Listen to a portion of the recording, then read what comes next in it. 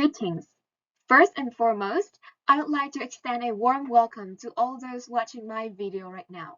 I'm Alex from the International Business and Trade Department, and today I'm very honored to participate in the INHA English Presentation Contest 2023.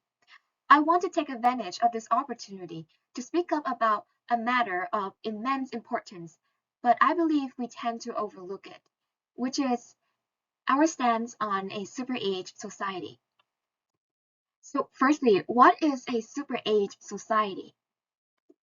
By definition, a super-age society is a society in which more than 20% of the total population is aged 65 years and older, and it is usually rooted in the low birth rate along with the long life expectancy. Currently, as shown in the graph by the United Nations Population Divisions, our world is halfway to the global super-age society, with 9.6% of the world population aged over 65 years old. As for South Korea, by 2030, we are projected to officially reach this undesirable super-age society status.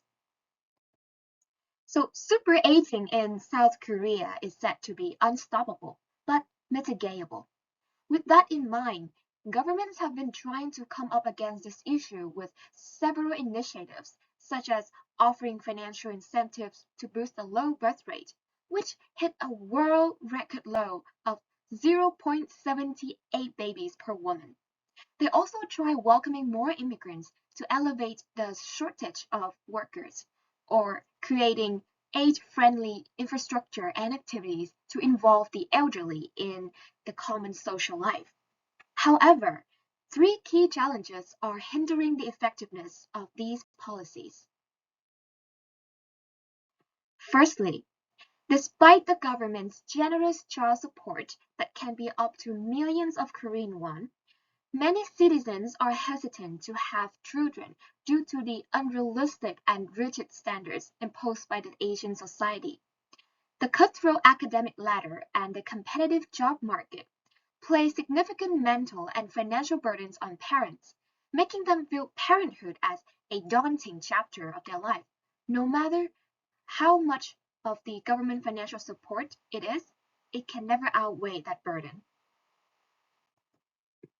Secondly, many may perceive opening for an influx of immigrants can tackle this problem.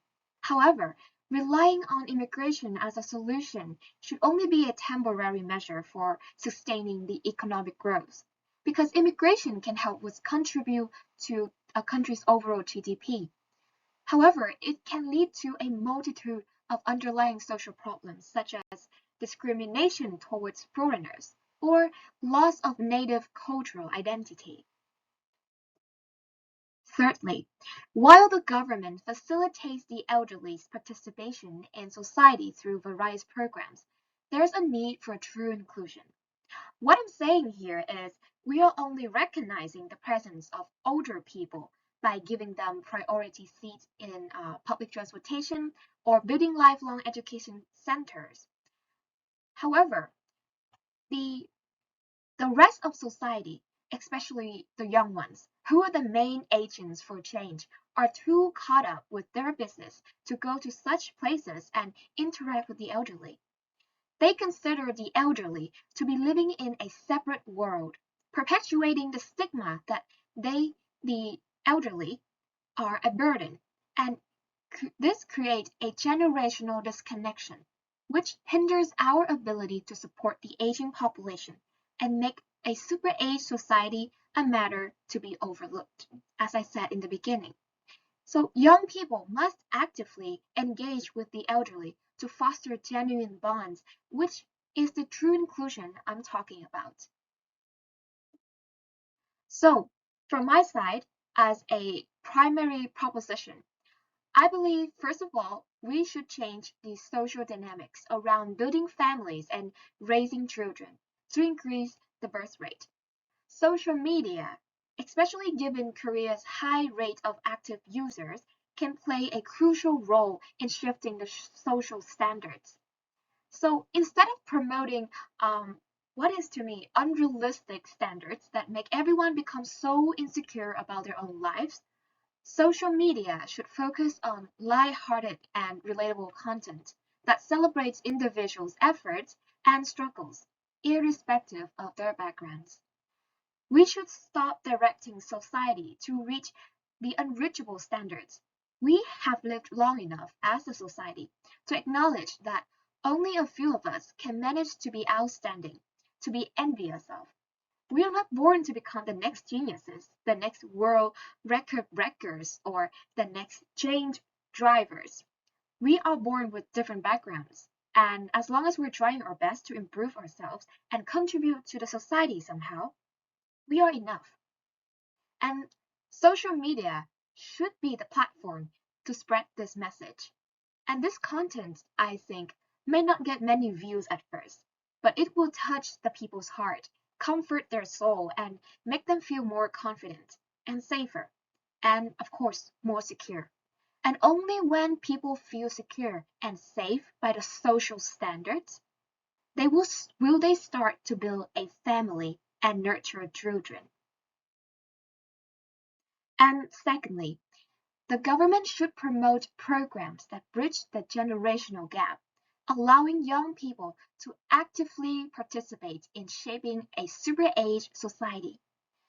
By engaging with the elderly, the young people can better understand the elderly's needs and contribute to creating a safe environment for the aging population. So, in conclusion, all I want to say is, throughout human history, our generation stands out as one that hustles the most. However, in our relentless pursuit of advancement in living standards, we have failed to realize how quickly time passes and how our society has aged. Because our constant busyness leaves us little time for building meaningful connections and starting families, and the frequent surge in living cost scares us with the idea of not being able to afford a good life for our family. Therefore, what is the point of having a family?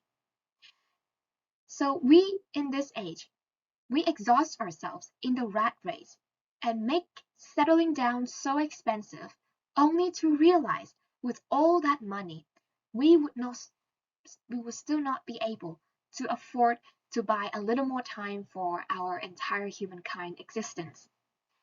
Our world is getting old, and if we keep going at this rate, we might disappear very soon. So yes, the coming of a super-age society is inevitable, and its future relies on the shoulders of the people who have yet to age, the young ones.